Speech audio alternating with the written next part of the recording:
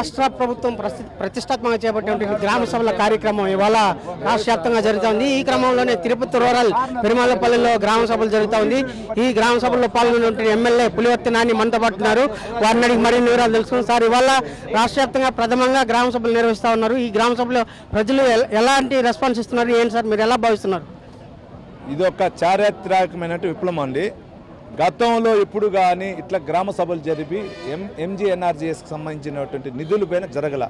First time Chandrababu Naidu గారు ముఖ్యమంత్రి అయిన తర్వాత పవన్ కళ్యాణ్ గారు పంచాయతీరాజ్ శాఖ మంత్రి గారు, అదేవిధంగా గతంలో నారా లోకేష్ బాబు గారు పంచాయతీ శాఖ మంత్రిగా ఉన్నప్పుడు కూడా ఇటువంటి విధానాలు ఉంది. ఇప్పుడు అదే విధానాలు అనుసరిస్తున్నాం.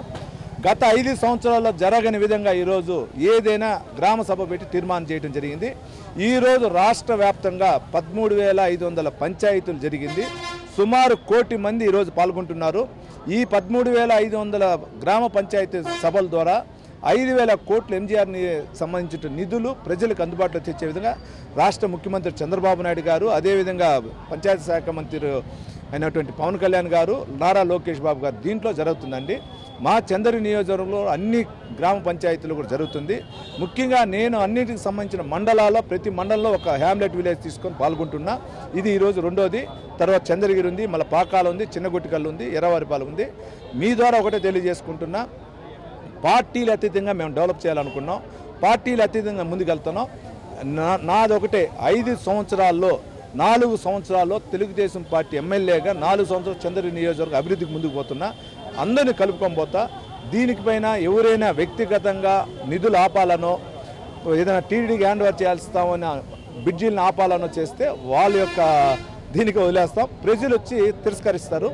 అదేవిధంగా ముఖ్యంగా ఇక్కడ తెలుసు మీకు, తిరుపతి సరౌండింగ్లో ఇసుక సమస్య ఉంది. ఈ ఇసుక సమస్యను కూడా రాష్ట్ర సంబంధించిన ముఖ్యమంత్రి గారు ఆదేశించాలని వెళ్తున్నాం. దానిటిని కూడా గతంలో ఏదైతే ఇసుక అక్రమ రవాణా చేసినటువంటి వ్యక్తులు, వైసీపీ పార్టీ చెందిన వ్యక్తులు, దాన్ని కూడా కొన్ని పేపర్లో ఒక బ్లూ మీడియాలో వేసి ఏదో వేస్తున్నారు. ఎక్కడ కానీ తెలుగుదేశం పార్టీ నాయకులు న్యాయపరంగా ప్రజలకు అందుబాటులో తెస్తున్నాం. ఇసుక గతంలో 2,200 రూపాయలు ఉన్న ట్రాక్టర్ ఇసుక ఈరోజు 1,700 నుంచి 2,000 రూపాయలకు ఉంది. దానికి కారణం అంటే 17 నుంచి 2,000 అంటే కిలోమీటర్ డిస్టెన్స్ బట్టి పార్టీలు అతీతంగా చంద్రగిరి నియోజకవర్గంలో 200 ట్రాక్టర్లు ఇసుక తోలుతూ ఉన్నాయి.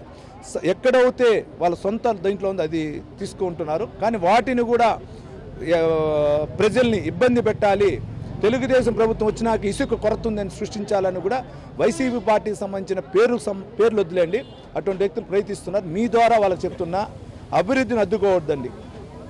మన చంద్రగిరి నియోజకవర్గం డెవలప్మెంట్ చేస్తాం.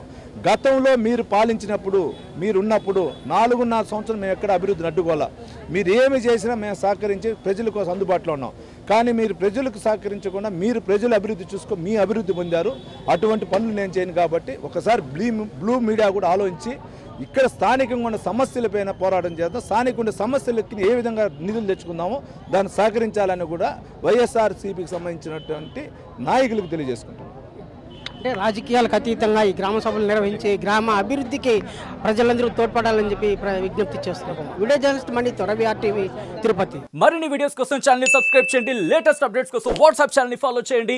అండ్ లింక్ డిస్క్రిప్షన్ లో ఉంది.